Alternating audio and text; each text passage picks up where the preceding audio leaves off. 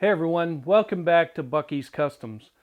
Hey, in this video, we're going to show you how to make a couple of salt and pepper boxes and a little holder for it, and something you could display on your counter or on your table and be very proud of using our LongMill, both our laser and our router.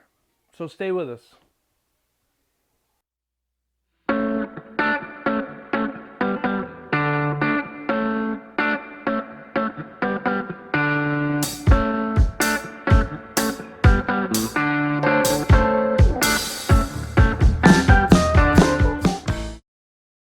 I glued up this particular board. It's a mixture of some walnuts, some maple, but I didn't know what I was going to do with it, so I glued it up and I threw it up on the shelf, and I think I'm going to use this for our project. Before we go any further, I want to say thank you to this week's sponsor, Sienci Labs, the makers of the LongMill benchtop CNC, just like the one we use here in our shop.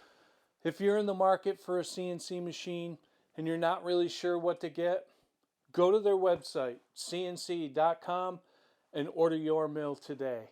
You'll be really happy you did. Now let's get back to our video. I went to one of our local hardware stores and they had a sale on some Craftsman tools, and I was able to get this 6.5-inch Craftsman circular saw with 2 batteries and a charger for $99. I really like this cutoff saw, this circular saw, so I'm going to use it to trim this board and give us a straight edge on it. So we'll see how that goes.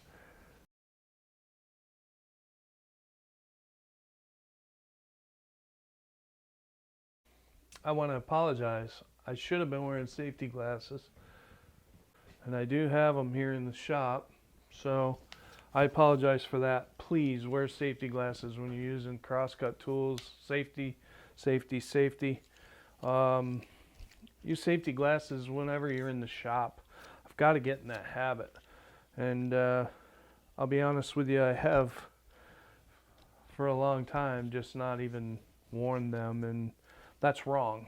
So I want to teach the right way, so let's wear our safety glasses whenever we're using power tools in the shop. So that came out pretty good. This saw cut that like butter.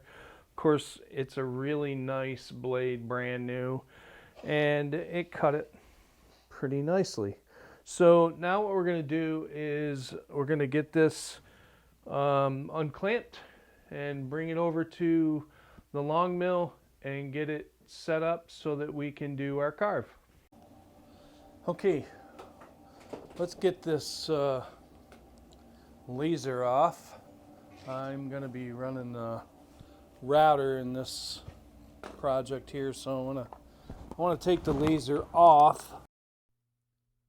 Yeah, so we're taking the laser off here, as you can see.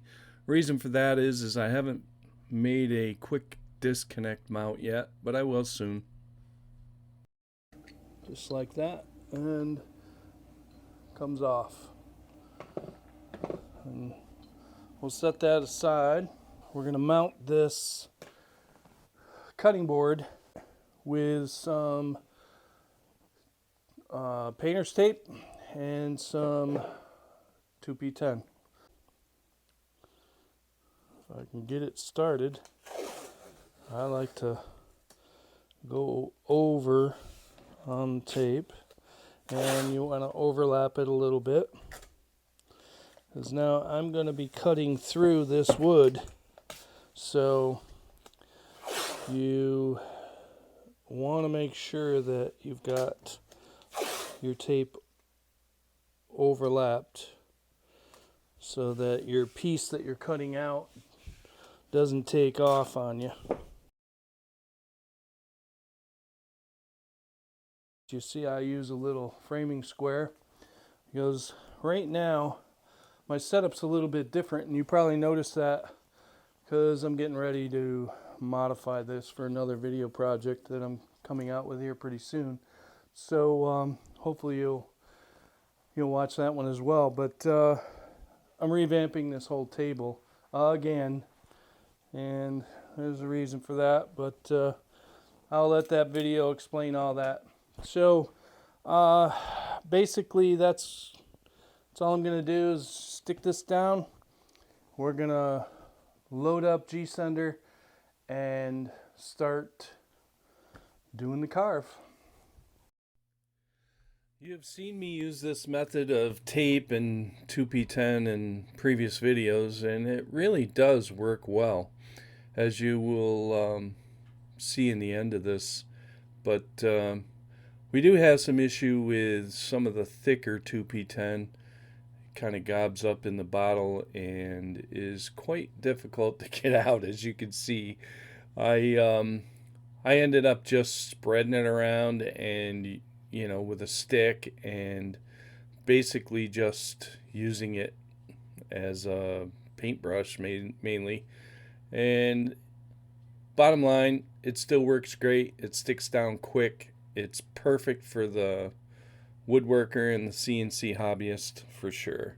So now that we got it stuck down, we're gonna zero out the LongMill again on that left bottom corner. And in this case, we're using a upcut 1/4 inch flat end mill and getting it good and tight. And we're using the XYZ for setting our 0 points, just like we've done before. And there we go. Got to touch that bit just to get connectivity, but seems to be working well today for me, and all is good. We can get this carve started for you. But first, we're going to head into a Carveco tutorial. I want to show you how I created these salt and pepper boxes. So bear with us here.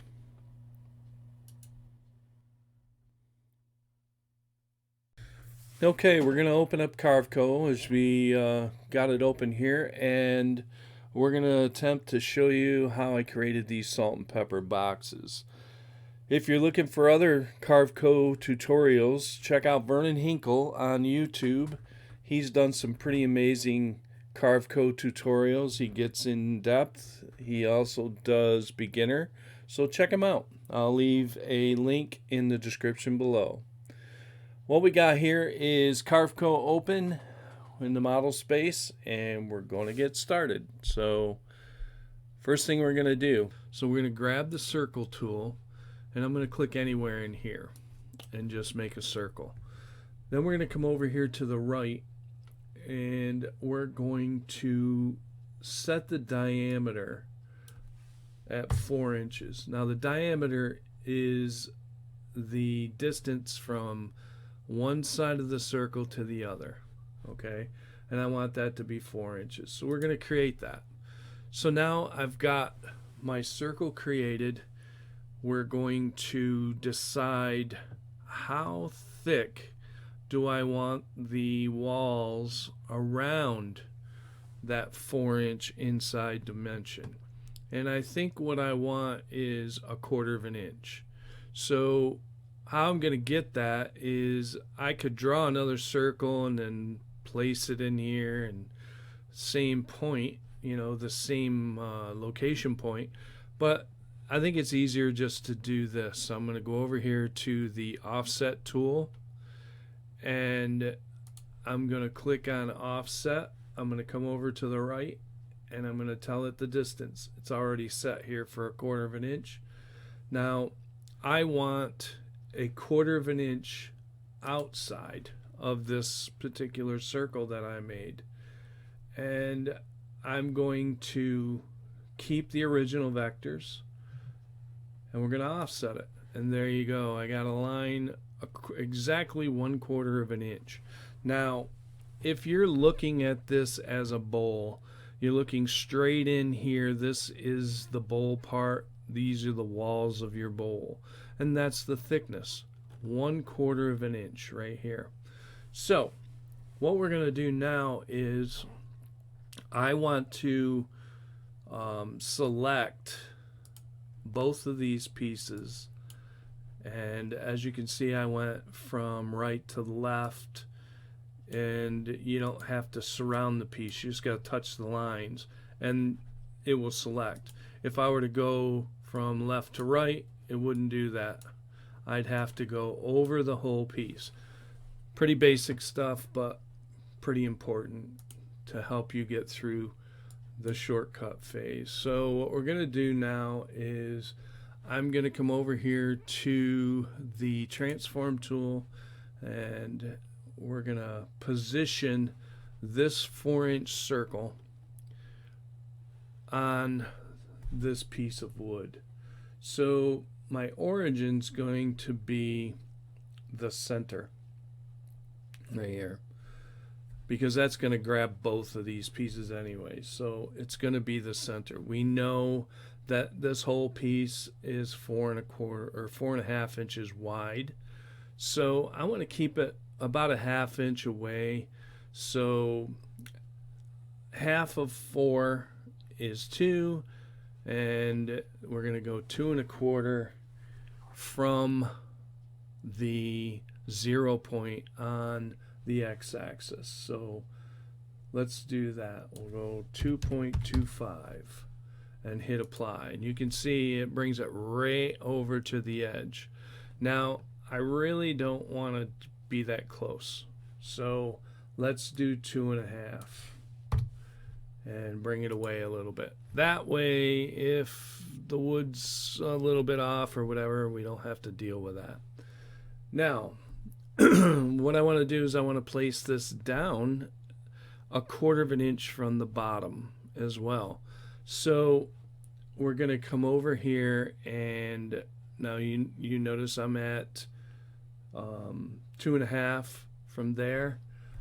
I think if we went 2.5 from the other position, I think will be the same, right?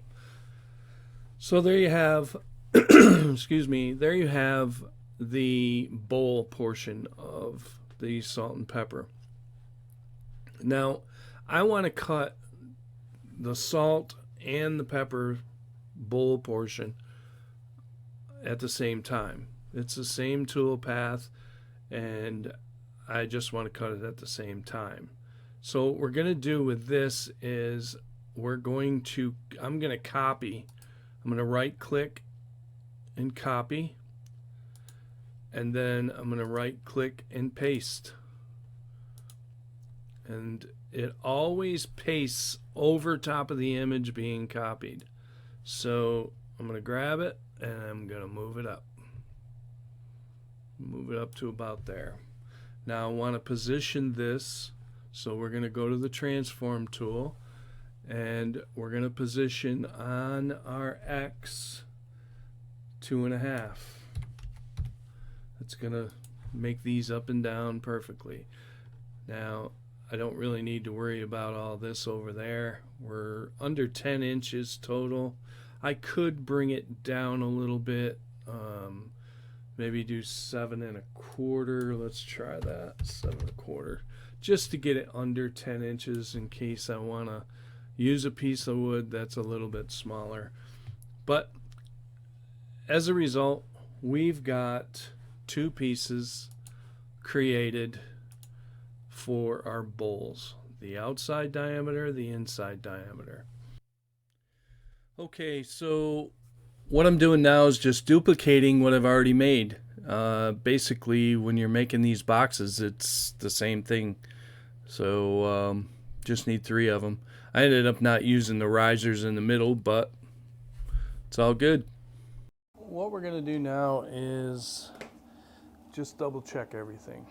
I like to do that because I've made mistakes in the past and ruined projects. So what we're going to do is I'm just going to do a quick overview of what I've got going on here. This is a multiple tool path carve I'm doing it all in one tool path because we're using the same bit, and I'm using the tape and the glue to hold everything down, no bridges. And let's see, I've already zeroed the machine. I've put the flash drive in this machine so that I can load it into G-Sender, and that is about it. I think I'm good. Just got to turn the dust collection on and I think we're good. So I'm going to turn the sound off and go ahead and take care of all that. Okay, so we open up another G-Sender file and we get this thing carving. Round and round she goes. Where she stops, we surely do know. I'm going to take a look at possibly revamping this before I put it up for download, because I essentially just put these pieces too close together. It made like a figure eight instead of making circles around them. So I will fix that before you all can download. Another thing here to take in consideration is running your router bit with the grain. Saves you a lot of sanding. If I were to do a circle on this, I would have had a ton of sanding to do. But since I used the raster back and forth, it kind of worked out pretty good. Now I did use an upcut here, that's why you're seeing a lot of debris on this. But for the most part, it came out really, really good. I'm very, very happy with this.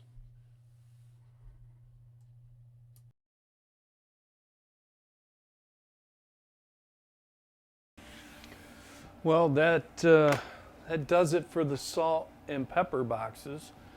I just got to get them out of that mess that I made, and I think they're coming out pretty good. I'm getting excited about this one. I hate cutting up a cutting board like that, but these are going to be nice.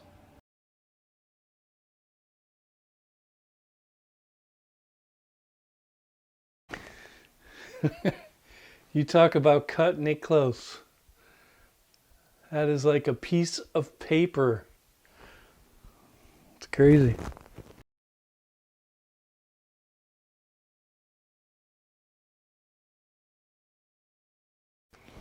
Well, you talk about, is that tape strong enough? What do you think?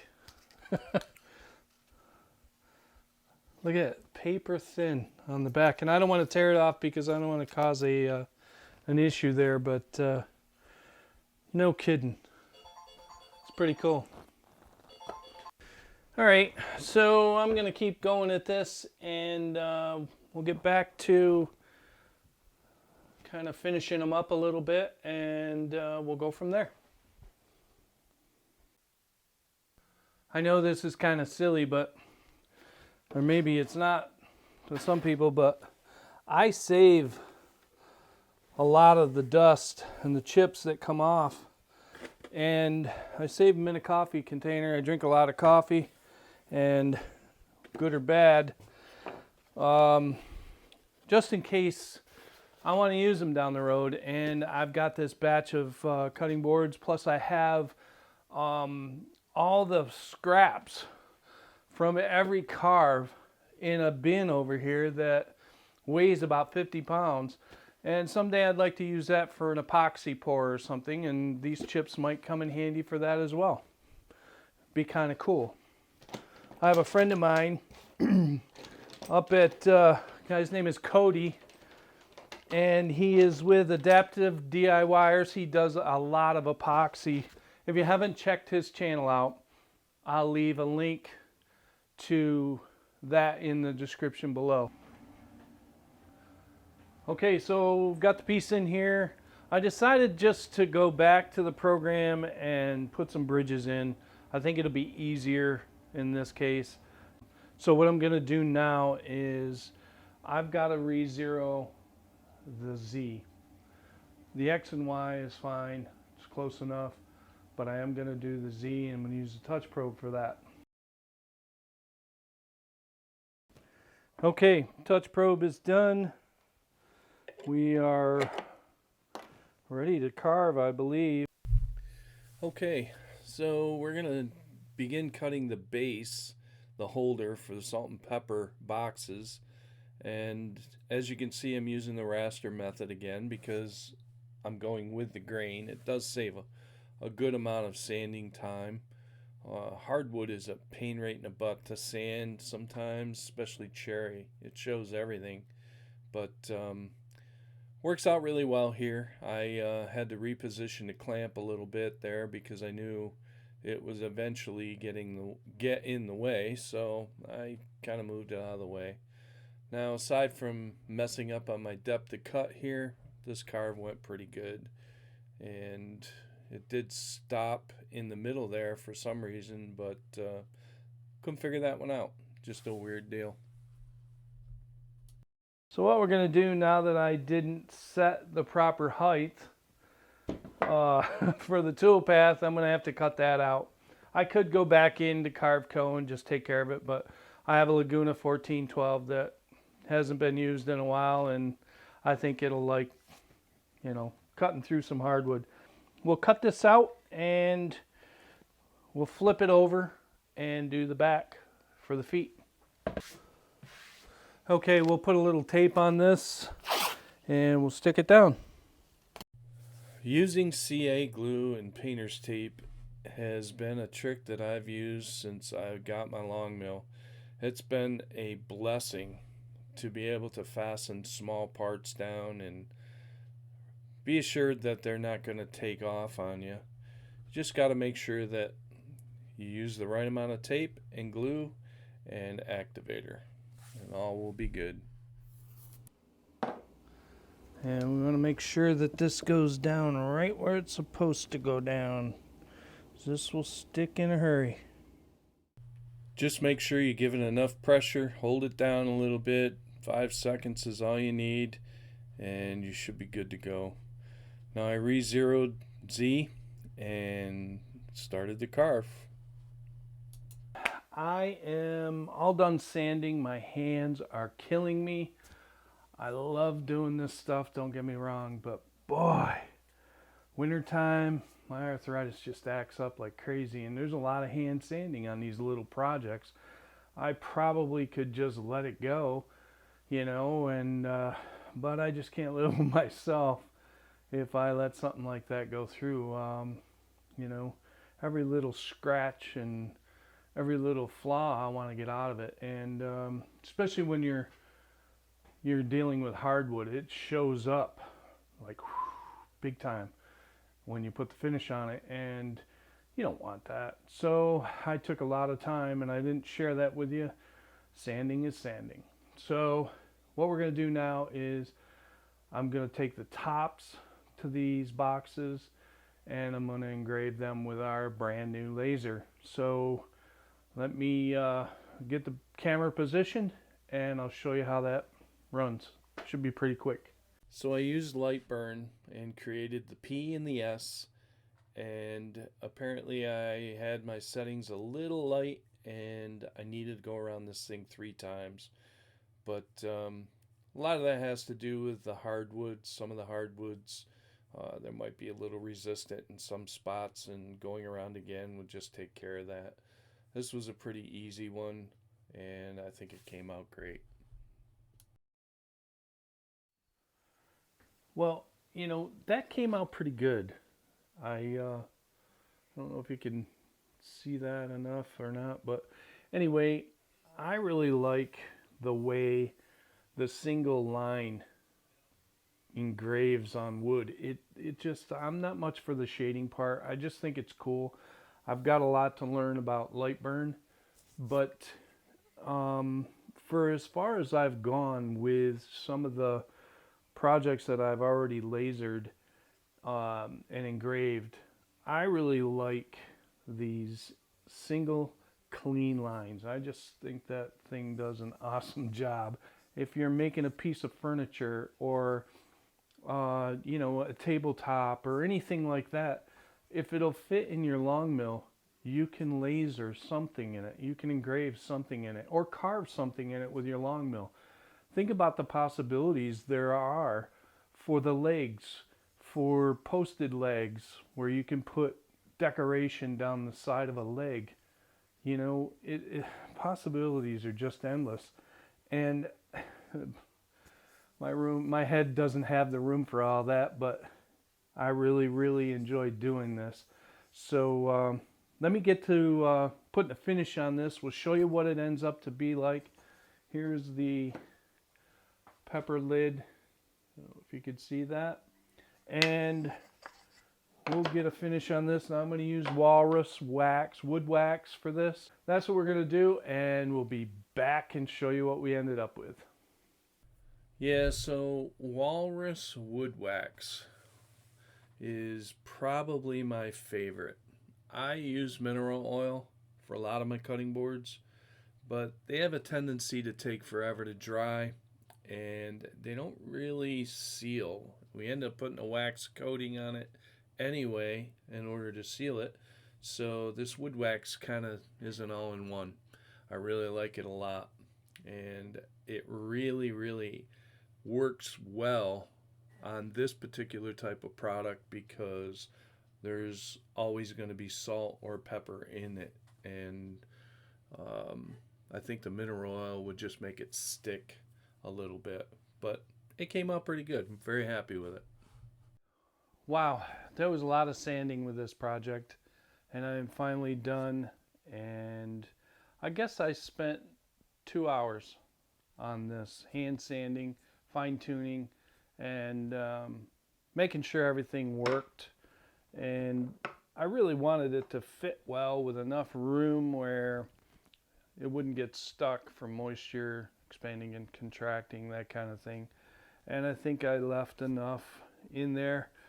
What I didn't do, and I'll share this with you, is I didn't do like a 3/1000ths or a 5/1000ths difference in the hole versus the cover. And I wish I had, because I wouldn't have had so much sanding to do. I really wasn't thinking. It's similar to an inlay, and I wanted it to be tight, obviously, so that, you know, it sealed that up and kept the moisture out of the salt and pepper. So as a result, I had a lot of sanding to do and made it fit.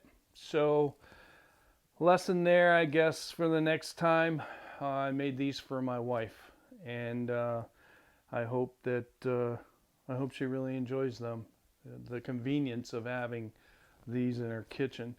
So you know, we used the LongMill Sienci router, and we used the laser to finish it off. And you know, I couldn't be happier to have both of those tools in my shop, and the amount of flexibility it gives me to do a wide variety of projects, whether it's furniture or plaques or signs, really doesn't matter. Cutting boards are a great idea for a laser to engrave and personalize. And I really enjoy doing that with all my projects. And, you know, I really enjoyed doing this one. I hope you did too. So if you like this video, everyone, please subscribe to the channel. And make sure you check out my other videos as well. I've made a lot of LongMill videos, a lot of tutorials. So until next time, thank you everyone for all your support. Be safe out there.